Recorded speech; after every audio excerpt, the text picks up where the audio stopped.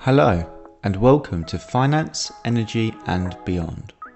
Brought to you by Stanbrook Consulting, a specialist recruitment consultancy for the finance and energy markets.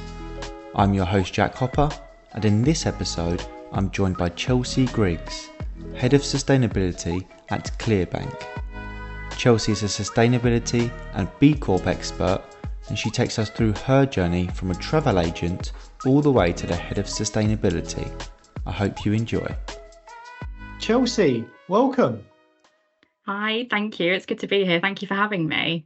Thanks for coming on the podcast. Let's start. Who are you and what do you do for a living? Yeah, absolutely. So my name is Chelsea Griggs, currently Head of Sustainability at ClearBank, but I've spent the past 10 years in financial services in all sorts of roles, but really I've spent the past kind of 7-ish years of my career committed to sustainability and that concept of using business as a force for good. Really interesting. I think so. Sustainability is a word that we're hearing much more often now. But can you just explain to me a little bit, like, what is your role and what are the sort of things you're trying to do within ClearBank in terms of like sustainability? Yeah, absolutely. So in a nutshell, really what I'm doing is supporting organisations to redefine success.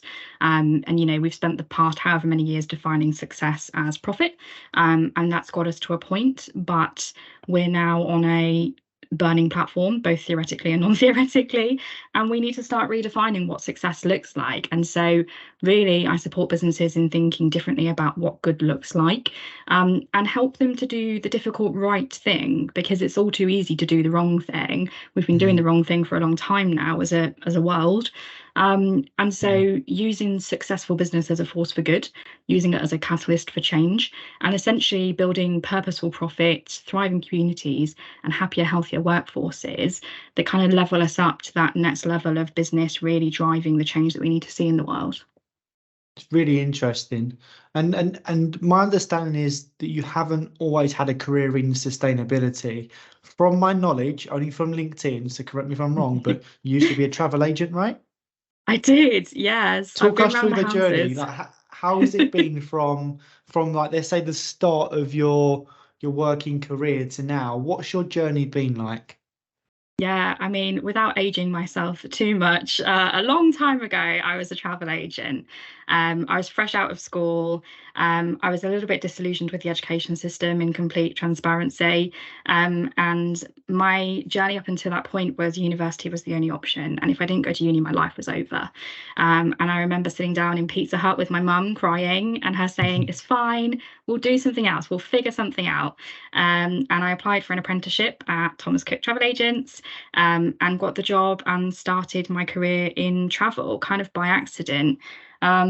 And I loved it. I loved every minute of my time there. I was a junior apprentice in the store, and did a little bit of foreign exchange, a little bit of kind of travel. But really, I think what I found from my time as a travel agent is that my passion was people. And hearing my customers come back and saying we had the best time, or you helped us to make this happen, was really kind of validating for me and something that I got a lot of energy from. And I built relationships with customers that would come in and just say hi, even if they weren't wanting to book a holiday. And that was the part of my job that I loved, was that kind of making dreams happen and that connecting with people piece.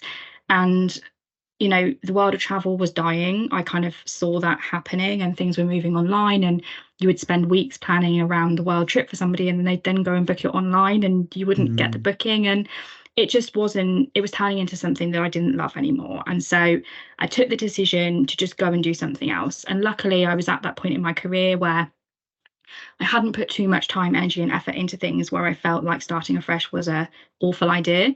And I found my way to Simply Business, which is where I stayed for 9 years, 9 amazing years, starting out on the phone selling insurance. So taking some of that sales and customer service experience from being a travel agent, spent some time selling insurance. I will always be the first to hold my hand up and say I was not the best saleswoman in the world. My manager used to give me a bonus for trying. I won't tell his name in case he gets told off for that, but he would give me a trying bonus because he knew I was trying my hardest. But I've never been a saleswoman. But that customer piece, connecting with the customer and Mm. supporting them, I still really loved. And so after a fairly short amount of time, actually, I moved into quality assurance and then learning and development. And I think when I got to learning and development, that was the start of my career for me. And that was where I really found, right, here's where I can make a difference. Mm. And start of that kind of creating something better theme that comes through my career now is taking people and helping them to realize their full potential and supporting them to grow. And that's really what I do now with businesses. And I was grateful that Simply Business were really open to supporting me and helping me to channel my passions. And so when they wanted to become a B Corp, they said, "Do you want to give it a go?" And I said, "I don't know what that means, but What does sure." it mean? What does it mean? So it's really interesting you've mentioned that because I've done a little bit of research myself, and I did see that Simply Business quite a few years ago turned into a B Corp. A Mhm. B Corp, again, I'm seeing quite a lot of companies transition to try to be a B Corp. Um, what does that mean? And I suppose it has some sort of link to sustainability as well. Yeah, so I like to call B Corp the Scout Badge for businesses, and it's an accreditation that really looks at a huge holistic view of your business and calculates and kind of, I guess, assesses how for good your business is in all different areas, from your corporate governance through to the way that you treat your employees, how you kind of support and protect your customers, and environmental has a big impact on it as well.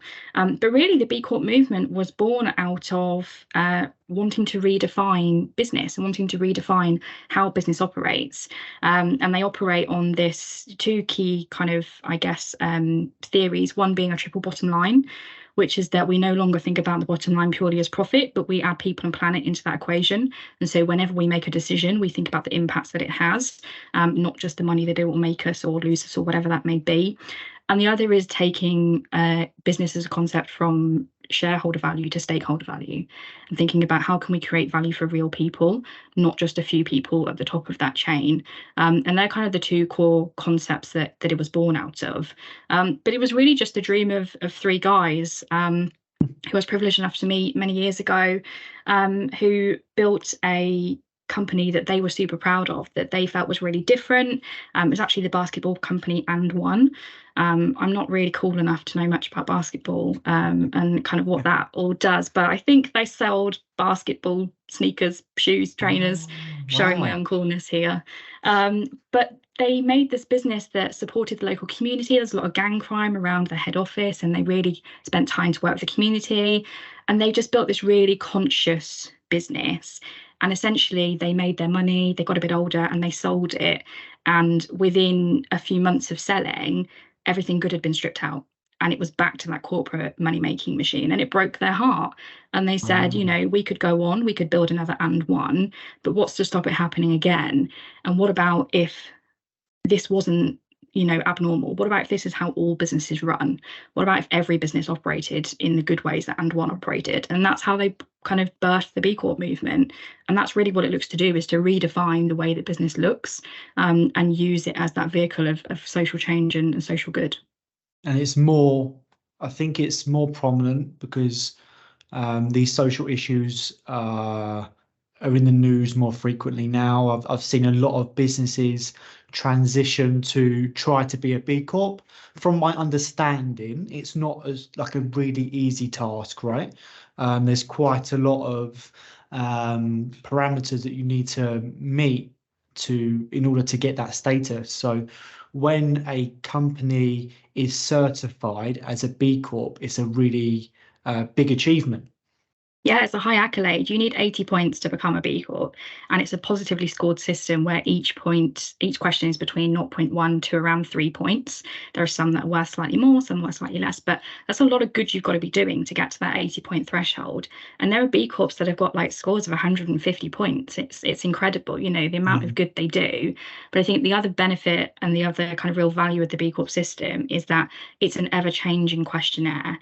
It's tailored to the business size, it's tailored to the business this industry. But when you fill it out in the first time, when you come to recertify 3 years later, those questions will have changed as what's for good for the world changes. And so Yeah. as we learn more, for instance, around carbon footprint reporting, you may find that the environment's area of the assessment has changed the next time you come around. And so you can't be good and rest on your laurels. You've got to keep moving forward. You've got to Yeah. keep doing better. And that's where I think the real value of the B Corp accreditation comes from. Really interesting. Thanks, because I've learned something today. Really appreciate you sharing that. So in your time at is it Simply Business, Simply Business, you was yeah. you was working in learning and development. How did your role turn into sort of moving towards that sustainability piece? Yeah, so basically, I was in learning and development. I was training our contact center. Some of the best years of my career. I absolutely loved my role. And Simply Business decided that they wanted to become a B Corp. They'd won Best Companies to Work For in the Times Top 100 a few years running, and we're super proud of that accolade. But have kind of said that tells us how good we are for our people. But what about everything else? How good are we for the planet? How good are we for the communities that we serve? And so they found the B Corp movement and decided they wanted to become an early adopter. At this point, there was very few B Corps in the UK, and a role went out for B Corp project manager. And I'll tell you the honest story. I left work early one day to nip to Aldi on the way home, and my boss rang me, and I thought, she knows I'm at Aldi. She knows that I left 30 minutes early, and she wants to know where I am. And of course, that wasn't why she rang me at all. She'd said, have you seen this role? I think it'd be interesting for you. And I said, I don't really know what that means. But if you think I could be good at it, then sure, I'll apply. And I did some research on B Corp. I had some project management kind of experience under my belt from my L&D days. And yeah, I took on the management of B Corp. Generally, it takes businesses about 2 years to become a B Corp, from filling out the assessment to getting it Yeah. done. But we had a super ambitious CEO at the time called Jason, who is a huge influencer in my career. And he said to me, well, we want to get this done before we go on our company trip to Berlin. And that was 3 months away. And I said, okay, but I don't think it works like that. And he was like, well, look, go away, see what you can do, no pressure. But if you can get it done by Berlin, great. And I did. I spent Wow. tireless days and tireless nights, and it was absolute testament to the business that, I spent the next 3 months going and asking questions, all of these annoying questions to people across the business about why do we do this and how do we do that? And can you give me some data for this? And not a single person said to me, go away, Chelsea, which they were probably well within their rights to do. Everyone was super supportive. Everyone was ready. Everyone got it. I never had to justify this to anybody. Absolute testament to Simply Business culture. And we did it the night before we flew to Berlin. They expedited our accreditation. I think I was on the phone to the US at like 2 a.m. getting it over the line. And we stood up in Berlin. Stood up on this, wasn't a stage, it was like a bench. It was very rickety. I didn't feel completely secure. And it was also very strange because it was so small. I was stood in front of Jason. It was kind of like he was my dad stood behind me. It was a bit odd. And we said, everybody, we're a B Corp. And everyone went, what does that mean? Because we'd spent 3 months doing the work and we'd kind of forgotten to tell everybody what this meant and why it was important. And also, it's very difficult to convince somebody that something's very challenging if it took you 3 months. Yeah. And so we almost had to backdate all of this comms and all of this explanation. And of course, in the end, everyone got it. But it was a bit of a surreal moment when we were so excited and so engaged. And everyone was like, I don't really understand what you're talking about right now. So Wow. some learnings there for sure Yeah, about yeah. how not to do it, but we did it and we got it done. And they recertified 3 years later, and are absolutely, as much as I'm not with them anymore, are still a business that I keep a very close eye on and very close to my heart and a big part of that career journey. Wow. What, in 3 months? It was a lot. What an It was definitely achievement. a lot. But that's the thing. I don't think not many people can say that they've actually taken a company from the start of an application all the way through. And I'm sure you learned so much about the business as much as what the process is as well when you went through that. So you've got that experience now in Simply Business. And is that where you've then catapulted into other companies and really sort of spearheaded that sustainability approach? Yeah, I mean, once we were a certified B Corp, we kind of said, well, look, now we've got this, you kind of need someone to maintain it. You know, we can't just get this and then, okay, cool, we'll come back to it in 3 years' time. And so kind of carved myself a role out of what was called social impact. And our fabulous chief legal officer at the time took on the kind of exec sponsorship of it. And together we built a social impact strategy from the ground up based on our learnings from B Corp, where we knew our strengths were, what we wanted to protect, where we knew that we had some work to do, how we pushed that forward. And I went on then to spend my time up until I went away on maternity leave, kind of looking after all things social impact, nurturing our charity partnership, kind of really getting involved, starting the starts of a carbon footprint, because that was still quite new at the time for a Mm. business of Simply Business's size and age. So yeah, that was really the start of that journey. And then I got pregnant. Um, unexpectedly. Nice. And you know, my career was something that was always super important to me. It was something that I really felt that I'd built for myself and I was super proud of. And at this point, I was early 20s and I really felt like I was flying. And then I was about to have 6 months, well, I was about to have 9 months off, and it terrified me because I really felt like this could have been the kind of stop of my career. You know, I'm at my peak here. I'm Yeah. really going places, and now I've got to stop. And that's probably not an explanation you hear a lot from someone who is Mm. pregnant. You know, I felt like I was really alone in those words because I was super happy to be having a baby. But I always joked with my team, I feel like I'm leaving one baby to have another. You know, I feel like I'm leaving this work that I nurtured to go away. And when I come Yeah. back again, I don't know if it's going to look the same. And so that was quite a scary time for me. And actually, my now husband, partner at the time, agreed to take shared parental leave. Again, that was fairly new at the time. And we agreed that I'd take 6 months and he'd take the three. Again, one of the best decisions we ever made. We now don't have a default parent in the household. You know, I know he can do it all on his own because he did it for 3 months. He knows I can do it on my own. So yeah, I went away, I came back, and I had a fantastic maternity cover who we decided to keep on, which again is a challenging part of your career because I came back and was really thrilled to know that everything had been, you know, carrying on and doing well and you know, flying, going strength to strength, the amazing work that my maternity cover, lovely Emma, had done.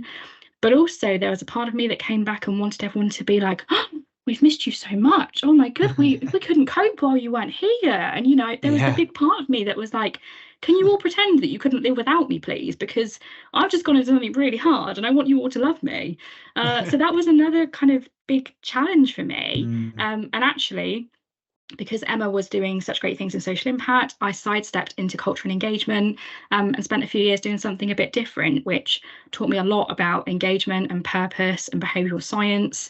That kind of added another string to my sustainability bow. And now I kind of have this dual perspective on sustainability of that kind of very core social impact ESG side of things, but Mm. also this people team engagement side of things and thinking about how we encourage people to change their behaviours for long-term ESG change.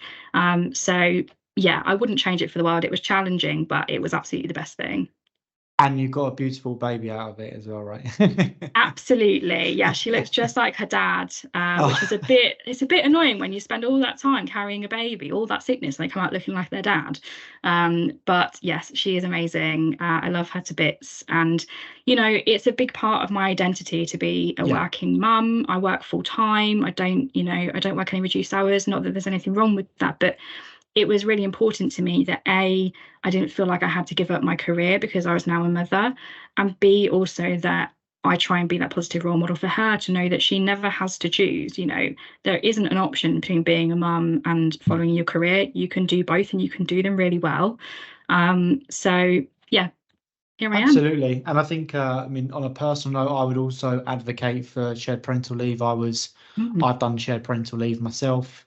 Um, I got a bit unlucky though, because my partner done 6 months, and then a month into my parental leave, I ruptured my Achilles, and my I couldn't goodness. walk for 3 months, so I couldn't hold the baby for 3 months because I was on crutches.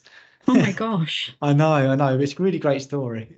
That But I is, would yeah, I can't imagine how. genuinely recommend, if there's anyone, who's thinking about shared parental leave, it's a really nice way of doing it. I think, especially we're in a 21st century now, right? So things are different, and equality is so important. So, yeah, I'm an advocate for it as well as you, Chelsea.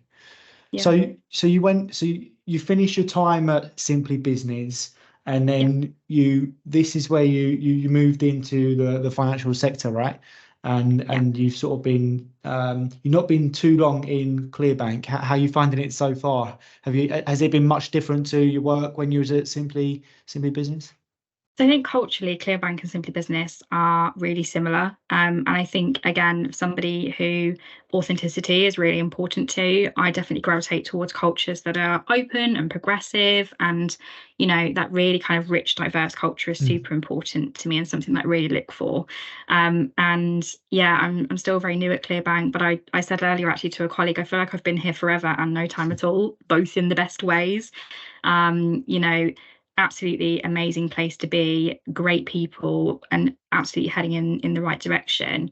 Um, but yeah, I mean, I spent 9 years at Simply Business. It's a long time to spend anywhere, and it was kind of bittersweet to leave, but I felt like I'd put a lot of depth into my career, and it was time to get some breadth. Yep. And I decided that it was time to go and see what else was out there. And I'd said many, many years ago to a career coach that my kind of end aim was to set up my own consultancy. And I took the push and set up my own kind of limited company. So I have my own limited company, Ethical Edge Consulting, and the contract with ClearBank came up, and so that's kind of my first foray into the world of consulting. But yeah, not looking back, it's great. Yeah. How did you find? I mean, because some of our listeners may be in a similar situation where they've worked in a company for quite a long period of time, and stepping outside of your comfort zone, going and doing something completely new can be scary, right? So how did you find that? So you've been somewhere for 9 years, correct me if I'm wrong, Yeah. and you've had to make that step. Is it something that you would recommend? And yeah, how did you feel? It's terrifying, is the headline. And that's probably not what most people want to hear, but it is terrifying. It's terrifying to step away from a dependable month on month income and to step away for something that and for me, something that was home for a very long time. But there comes a point, I think, where you have to trust in yourself, you have to trust in your own ability, and you have to trust that you have value to give to the world and that the right things will find you. And that's really easy to say in hindsight. I'm someone who struggles with mental health and very open about that. There's definitely been times over the past few months before starting this contract to ClearBank where I've thought, what did I do? I have literally thrown myself into hell here. This is terrible. What have I done? Mm. But ultimately, I've come out on the other end, trusting in myself, trusting in my ability, and better and stronger for it. So I Yeah. think something that I've definitely learned along the way, and it's come up frequently in my career, is that you can't always step up. And sometimes to go up, you need to go across, you need to go down. You can't always be linear. And that's really scary. And a lot of us think about kind of careers as a ladder Yeah. and about progressing and going up. But sometimes the best thing you can do is step to the side and do cultural engagement for a year. Sometimes the best thing you can do is to step down and say, I don't know what's at the bottom, but I'm going to find out and I'm going to use that to get back up to the top again. And I think you just have to take that chance sometimes, because if you stay the same, you're never going to know, and you're always going to have that question. And there could be something amazing on the other side. You just have to go for it. Absolutely. I agree with everything you said there. But one thing I've always said as well, like there's sometimes an expectation that you always have to grow and reach the next role. And sometimes people are just happy doing what they're doing. And those individuals do it really, really well. An example that I've got is I worked really closely with executive assistants in my old company who had been in the role for 40 years. They are gold dust. They are the Mm-hmm. individuals that know the business inside and out. They haven't got ambitions to do anything else because they enjoy what they're doing, and they do it really well. And those individuals are needed in companies for them to function, right? Yeah. Um, but if you are making that jump, yes, it is terrifying. but other things can come of it, right? Yeah, absolutely. And I think, finding something that gives you energy, that gives you purpose, that gives you direction is absolutely fine. And at the end of the day, other people's opinions don't pay your bills. If you're Mm. happy, if you're comfortable, if you feel fulfilled, and also open to the fact that fulfillment doesn't only have to come from your role, you can find fulfillment in other places. If you feel a little bit stuck, but you don't want to move roles, join a diversity network, join a charitable giving network, Yeah. join a local running group. I'm writing a book in my spare time, write a book, do something else that enriches your life. If you're super happy in your career, you don't have to keep pushing forward. The only bar there is the one you set yourself. Yeah. If you're happy, if you're comfortable, if you're thriving, don't worry about up, because it's not a destination at the end of the day. Your happiness is the end point, and as long as you have that today, then I don't think it matters where you are. Absolutely. I think that the goal here is happiness, right? Look, let's be honest. I don't think anyone can say that you're going to be happy every single moment of the day. I've recently been on a mental health first aider course, something we're really passionate about here at Stanbrook. It's really important just to be aware of your mental health. Look, everyone has mental health. At times you'll have poor mental health. At times you'll be really, really happy. And you need to be okay with that and just understand sort of how you manage that. Something that, yeah, I'm really vigilant of with our staff members, and I'm sure you are within your role as head of sustainability as well, Chelsea. Yeah, and when I came back from maternity leave, I struggled with postnatal depression that lingered on.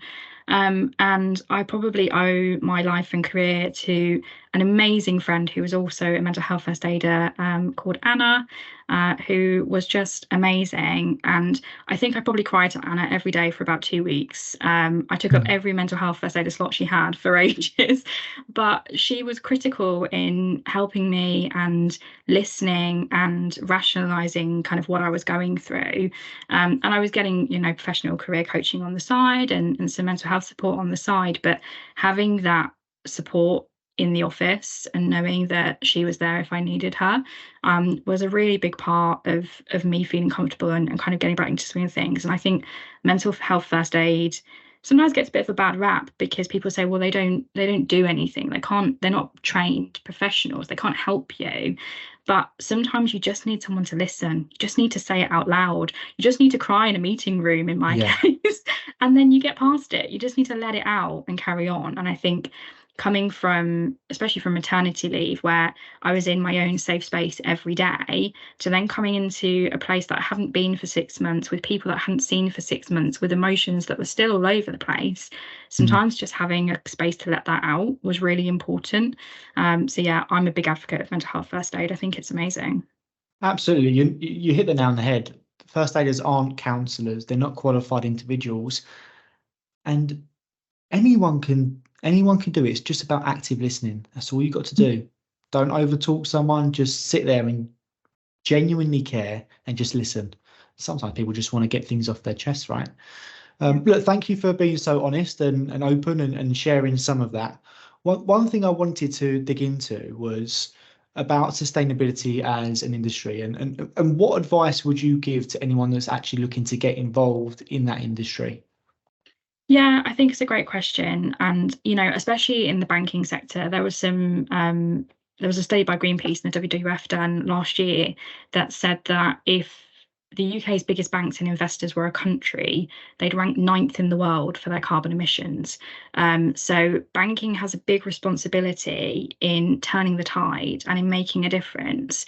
And I think often it's not seen as a natural place for ESG and sustainability.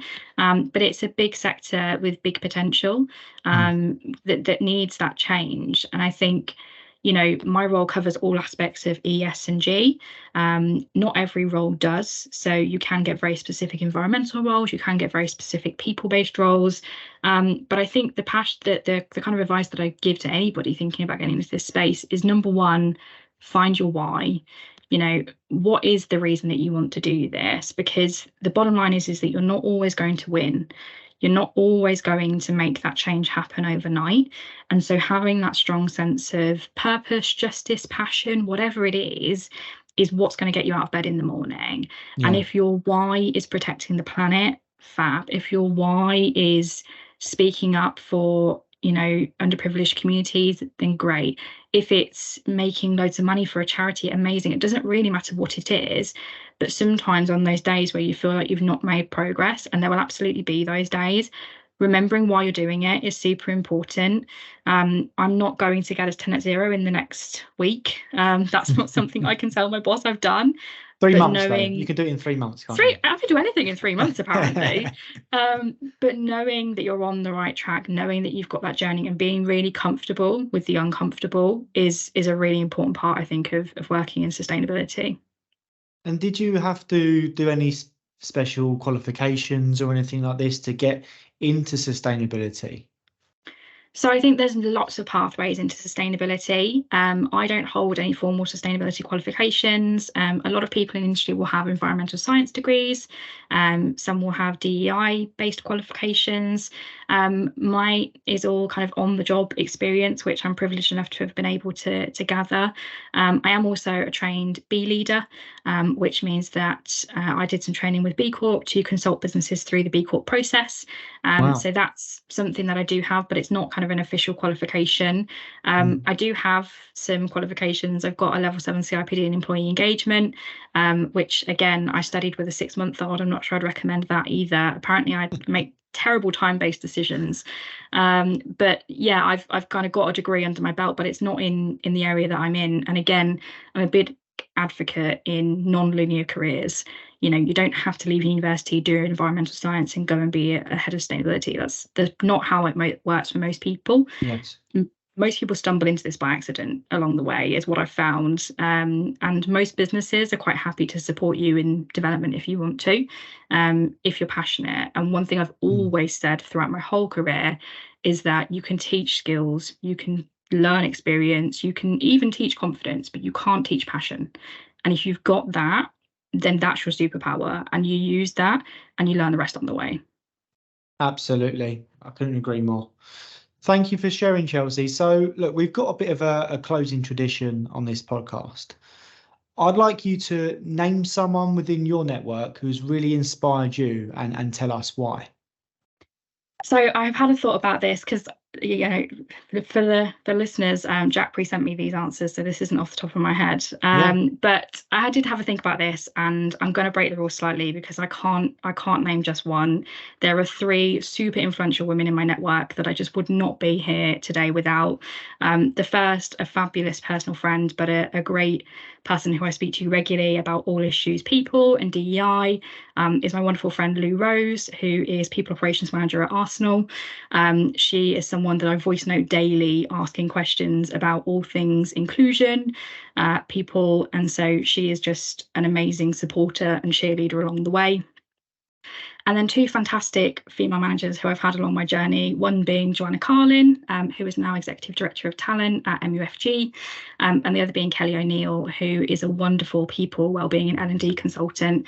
And both are just fantastic women who are authentic and empowering and open, and really believed in me in times when I didn't necessarily believe in myself. So they're all fantastic people. Please go and check them out on LinkedIn, give them a like. If you need any well-being or people-based work, Kelly O'Neill is your woman. They're all amazing. And I just wouldn't be here today without them. Brilliant. Having those mentors is so important, right? So yeah, thank you to all 3 of them. And I don't mind you breaking the rules at all. Absolutely fine. That brings us to the end, Chelsea. I'd just like to say a massive thank you for your time, and we'll speak soon. Brilliant. Thanks for having me.